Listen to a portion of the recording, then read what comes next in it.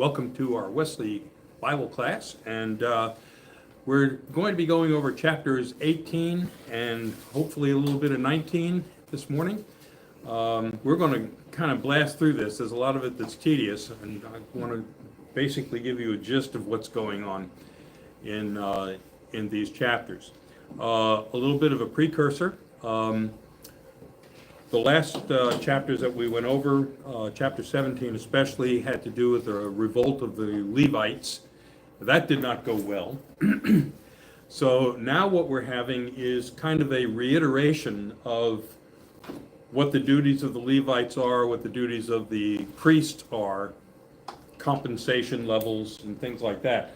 So a lot of it is tedious, but then in the middle of it, there's also kind of a reminder of what it means to the responsibilities of being in service.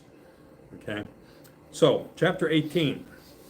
The Lord said to Aaron, "You and your sons and your ancestral house, with you, shall bear responsibility for offenses connected with the sanctuary, while you and your sons alone shall bear responsibility for offenses connected with the priesthood. So bring with you also your brothers of the tribe of Levi, your ancestral tribe, in order that they may be joined to you and serve you, while you and your sons are in front of the tent of the covenant. They shall perform duties for you for the whole tent, but they must not approach either the utensils of the sanctuary or the altar, or else both they and you will die." Okay. Makes me not want to serve on the worship team anymore. Not worth it. No. This is, yeah. Okay.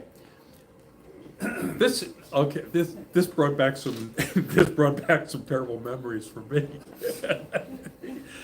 You almost died on worship day. No. Well, there are times when I should have, but the legacy here is that you know that God claims the firstborn of everything, right? Okay. So but you can redeem the firstborn with a sacrifice. Animals, not so much. You've got to sacrifice the firstborn animal or dedicate it or give it to the priest or something. Okay, you can't keep the firstborn. But when it comes to God's people, God claimed all the firstborn because he redeemed them on Passover. Okay, so as far as he's concerned, I own them. I didn't kill them, so they belong to me.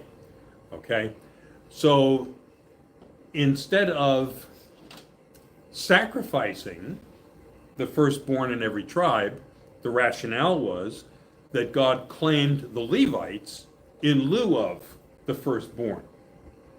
So now God literally owns the Levites. Okay?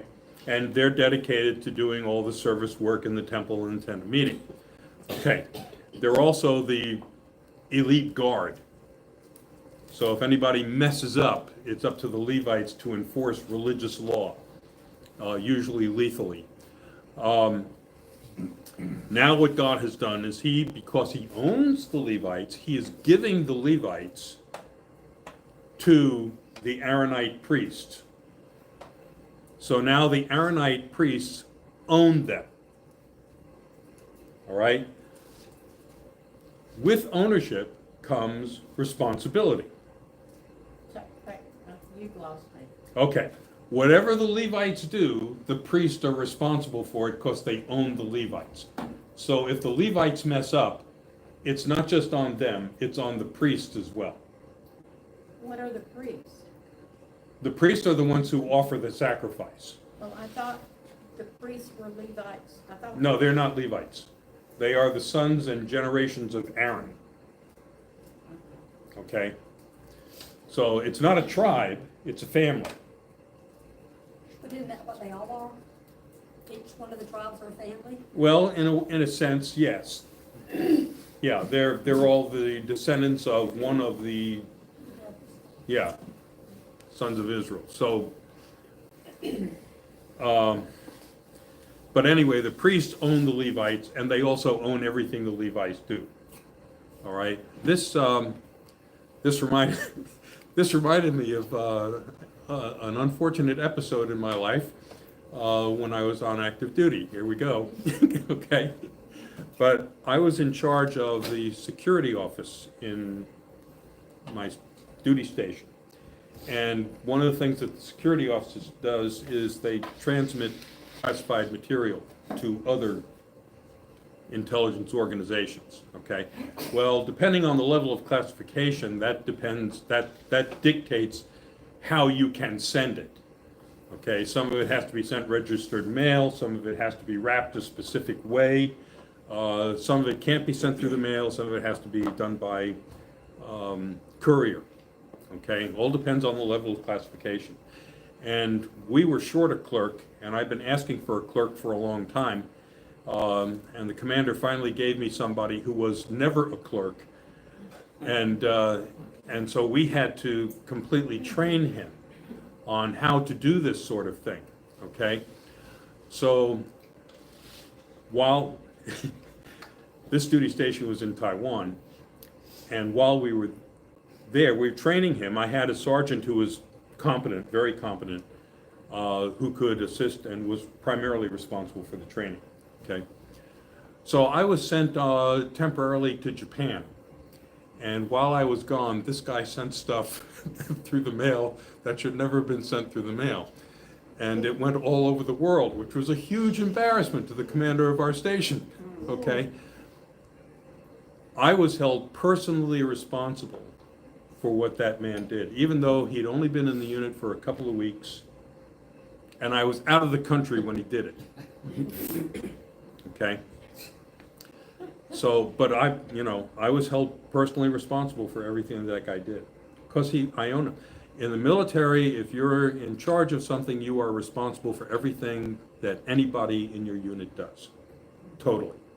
Okay? So you could be the captain of a ship, and you could be down in your stateroom, and some idiot on the helm runs it aground, you're responsible. Okay, that's the way it works. And you can't say, well, this clerk messed up. That doesn't work, okay?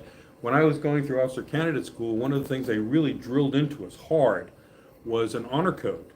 And you could not lie, okay? If you did something, you could not lie. In fact, you could not quibble. You couldn't give excuses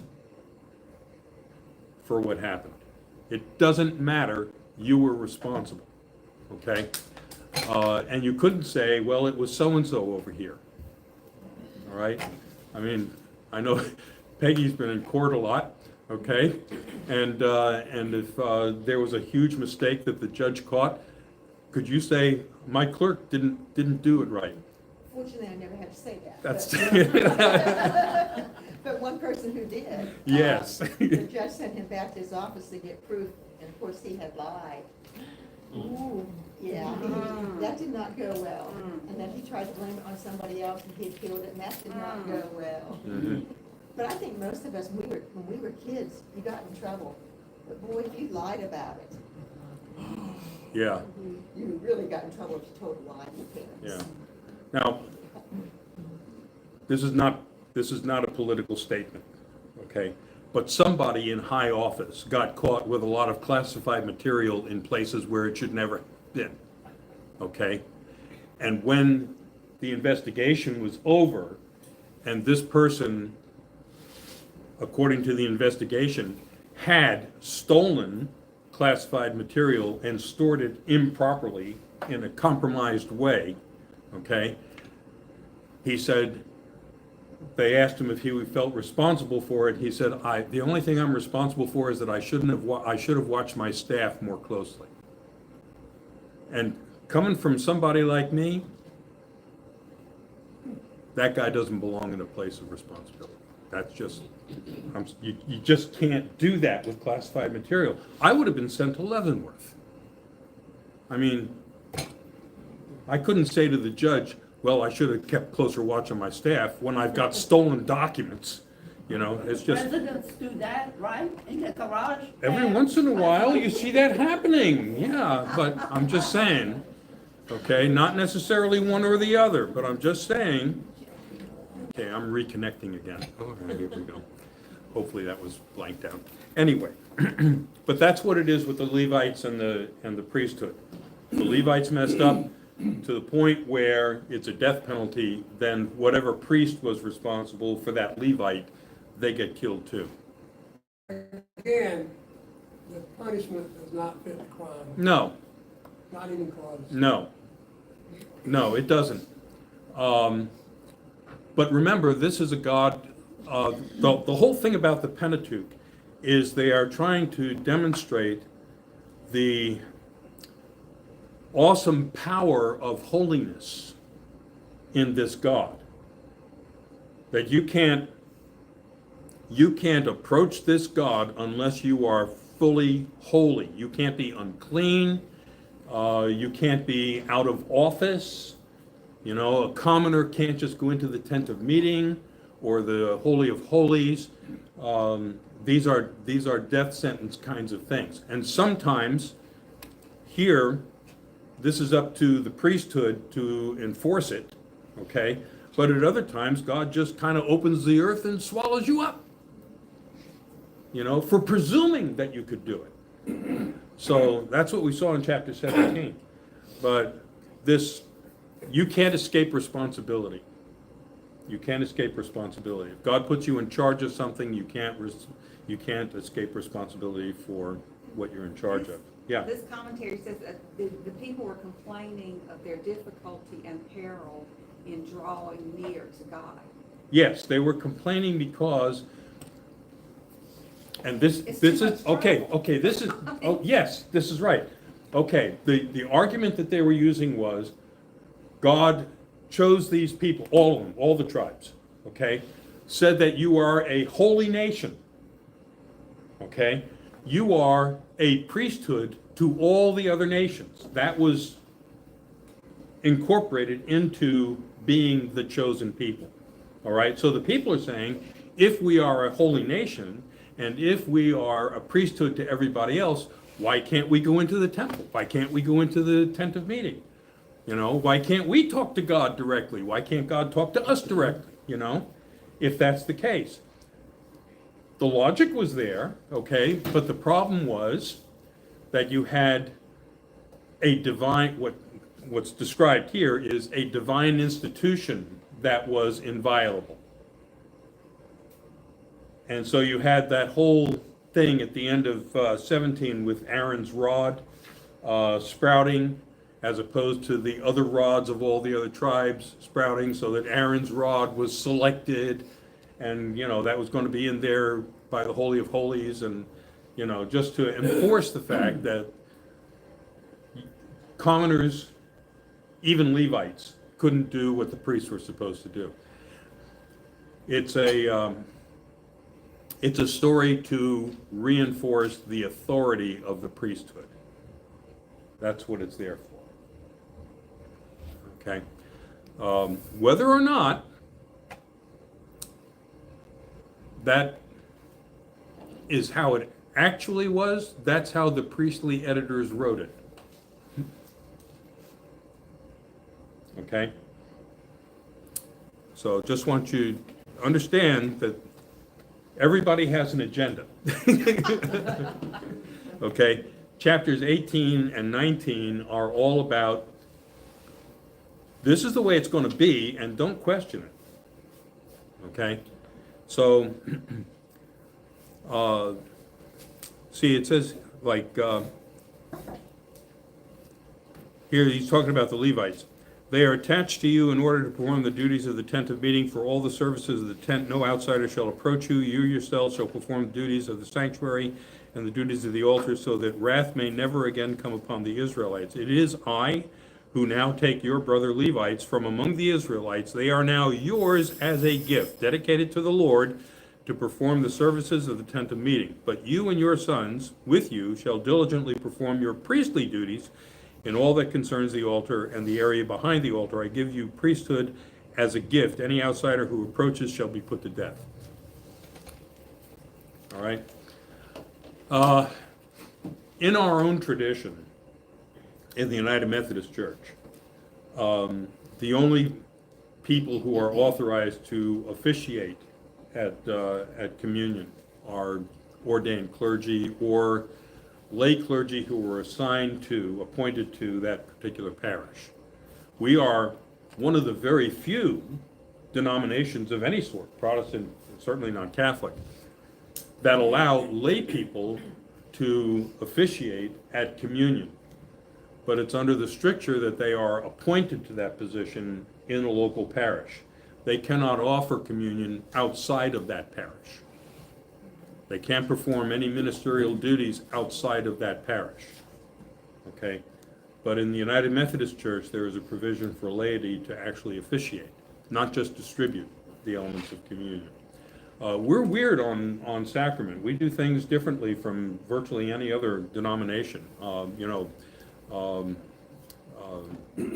As far as offering communion universally, hardly any church does that, except for the United Methodist Church. The United Methodist Church, you don't have to be certified baptized. You don't have to have been confirmed. You don't have to even be a United Methodist. You don't have to join the church. In the United Methodist Church, when we offer communion, we understand that it's God's invitation to whoever will accept the invitation. And I'm not there to sort you out. Okay? Thank God, right? Well, yeah, I do. Because there are some, including myself from time to time.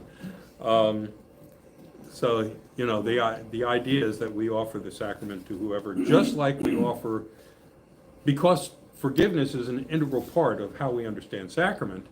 How can I deny somebody God's forgiveness? But we kind of make this stuff up as we go along. I mean, if you look at the Old Testament, what their priests were told to do. Yeah, And I know they were the Jews and chosen by God to be the people. yeah, And now all the rest of us are doing religion. Yeah. Kind of willy-nilly, we make up our own rules and go on. So, are what we doing, is it right? Was this? as far as we're concerned, did this it's right. Did this actually happen? Did this actually happen? That's a very good You know, question. your class has thrown a lot of, for me, and probably the rest of us, I thought the Bible was the Bible, and if it was in there, well, this happened, and I'm glad we have this class, because did it really happen this way? And Understand, why would yeah. God be such a vindictive, as we talked about, and cruel to his children then and not now? Well, you look at it right now, the way I see it, here's Aaron, who's not a part of the Levi family. Mm-mm. And now they're having to answer to him. Yes. To me, it's already starting a feud, if you will. Yes, Because they are having to answer to Aaron, who is not really part of the Levi family. And all the other clans are having to answer to Aaron and his family. yes, that's right. They're given more power than those that were. Yes, yeah, there is, and that was the issue, it was Aaron's authority. Who do you think you are? That was the big question. And, that's, every time somebody claims divine authority, somebody should ask, who do you think you are? Okay? Now, we've heard a lot because of the Gospel of Mark that we're going through in service, that the scribes and the Pharisees are challenging Jesus. And they're saying, who do you think you are? Okay? So this beckons, well, why didn't God whack the Pharisees and the Sadducees as he did here back in the early days? And did this really happen? Did he really do that? I mean, the Sadducees and the Pharisees, from what I read, were way more guilty of crimes against the church and mankind than the guy in the church who accidentally put the sacrifice in the wrong place or walked into the wrong place. Okay, understand that the scribes and the Pharisees were highly revered. But They were not- but they were by not- God. I know. God did not sanction them to be highly, man or them themselves Yes. made themselves highly regarded. Yes, they did. They gave themselves titles. They made themselves who they are. Yeah. And then the Jews, for whatever reason, followed them. Well, there were good reasons for the legitimacy to be passed to the scribes and the Pharisees, because once the Romans took over, the institution of the priesthood was completely corrupted, as was the monarchy.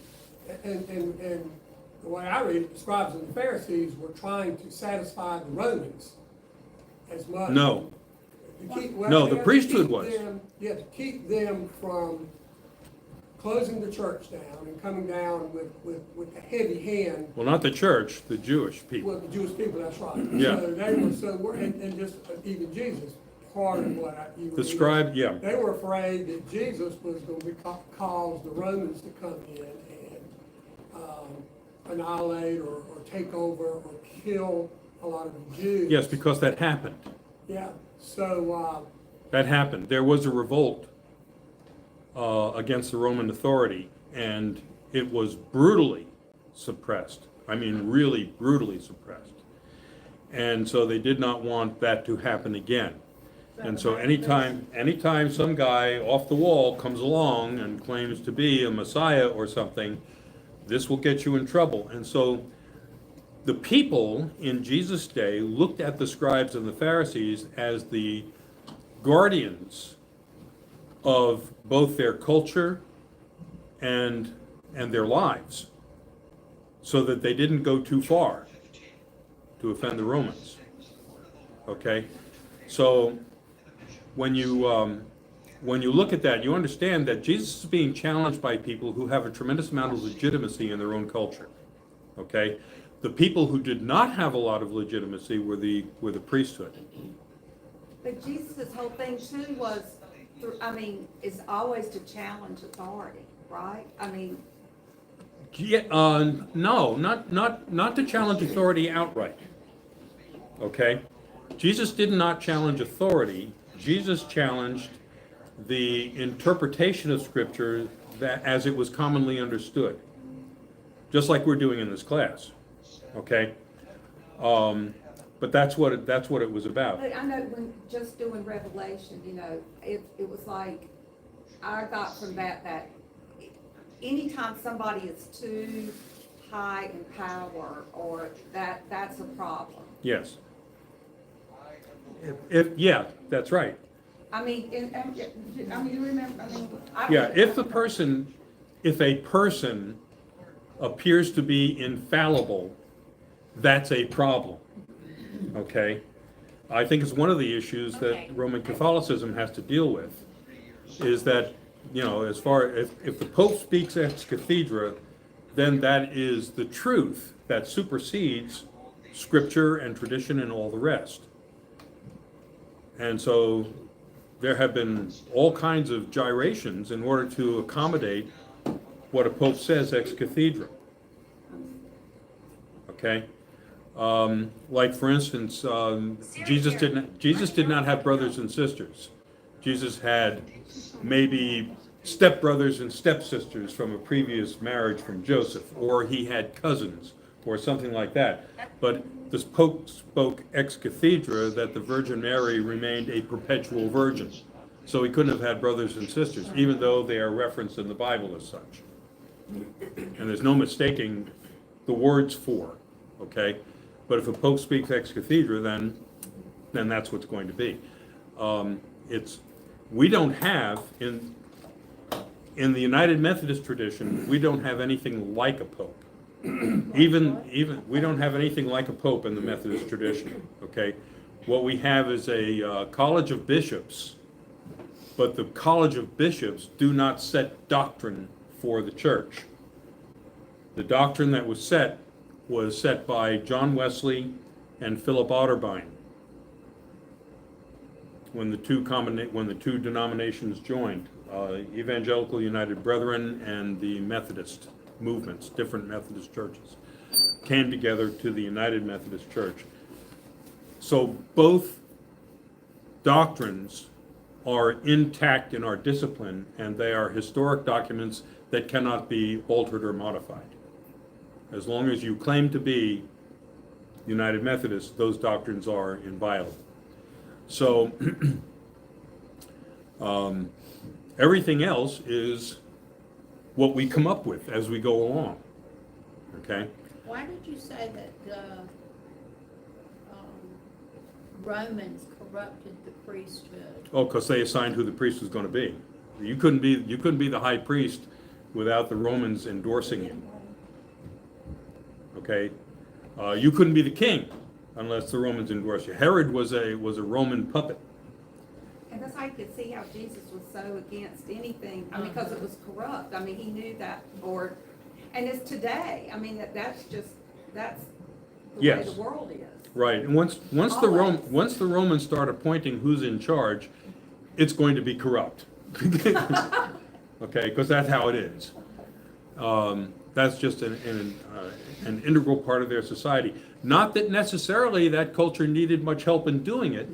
Once people attain this kind of power and authority, they can do a lot of stuff without being challenged. The Roman system was dominant during Jesus' time. Yes, in that area of the world. When did it change that the Roman, like Rome now is the place for the Catholic Church? When was the change from their dominance to changing to religion? When did that happen? Well, I don't know they ever got away from religion. That's, I'm gonna get my dates wrong, okay, I'm gonna say when it happened, but the Roman Empire got too big to administer from one place. So, it had been focused in Constantinople, which is now Istanbul, okay? But the empire got larger than they could manage it, so they put an additional capital in Rome. And eventually, those two capitals, of course, ran into friction with each other. The centers of religion in Rome and the center of religion in Constantinople had friction with each other, which is why you have the Apostles' Creed, the Nicene Creed, and things like that. So, you know, they argued over what seemed like small things, a word or something, but those were big things, and they divided the church. The Roman Church adopted certain policies for their clergy. The Eastern Orthodox adopted different things for their clergy. Their understanding of sacrament, their understanding of the role of the priest, that I think was pretty much similar, okay? But in terms of like having a pope, the Eastern Orthodox wasn't so much about that. I think they did, but now you see the Eastern Orthodox churches, like if you're Roman Catholic no matter where you are in the world, okay? In the Eastern Orthodox, you have Russian Orthodox, Ukrainian Orthodox, Serbian Orthodox. You know, there are versions of Eastern Orthodox depending on the nationality you come from. So they each have different patron saints. You know, it's just they're more diverse than the Roman Catholics. My friend I have here in Kinston, she's from Germany. She was raised Catholic. Yeah. And she saw, and I saw it too on the news, that the Pope made it official that he married homosexuals. No, he did not. That's what I saw. Yeah, it but on it's TV. wrong. It's wrong. He did not authorize that. He authorized the church to bless couples who are same-sex. That doesn't mean that he's performing, or the church is performing the ceremony. It just means that they are That's now just as wrong authorized. as he does. They are authorized to bless people who are obviously sinners in the eyes of the Roman Catholic Church, okay? So, which is, you know, I'm not trying to be judgmental about that situation, because obviously there's something wrong with that person to feel that way. But God made man and woman. okay, I understand, we're not going to get into that. What we are getting into is that the Roman Catholic Church under this Pope can bless a couple. That doesn't mean that they will perform a wedding ceremony. That's still prohibited in the Roman Catholic Church. Okay? The rest of chapter 18 has to do with how you pay the priests and how you pay the Levites. And you can go into that, but, it just, this portion of the sacrifice that you lift up, you can keep and eat, and the others, you have to burn it completely.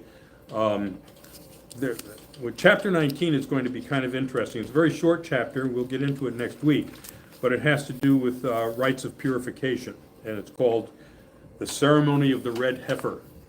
So we'll get into that next time. Ceremony of the red heifer? Heifer. Heifer.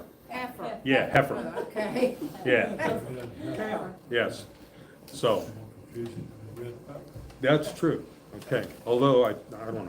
I won't get into that. All right, so thank you very much for being here, and hopefully this thing's streamed pretty well, so we'll see how it goes. Thanks a lot. Thank you. Thank you.